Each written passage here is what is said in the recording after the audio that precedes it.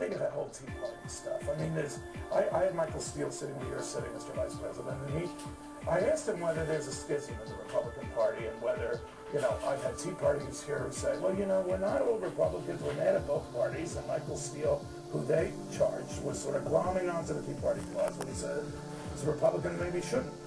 Where do you stand on that? Are you worried about that this divides conservative votes? What? It is somewhat of a traditional American populist movement. Populism has always been part of American politics. But is it a potent third party? Well, now that's an important question. I don't know yet.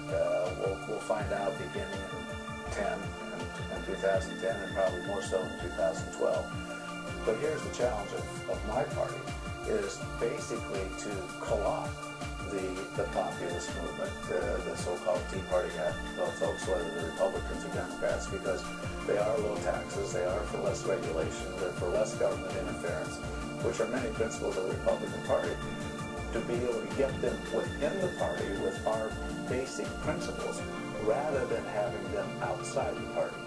But when they target, as I think they have, Mr. Vice President, a dozen or so-called vulnerable Republicans who do not march to all of these principles, what does that risk?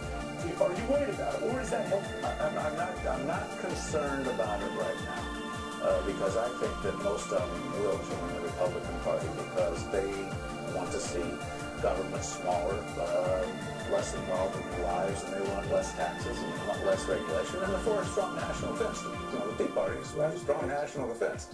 But if in fact they operate outside the party for the time being and trying to show their strength and how potent they are, that's fine. But in the really big calls, U.S. Senate races, presidential races, if they start running third parties a la Ross Perot, because I harken back to that 1992 presidential campaign with a little bit of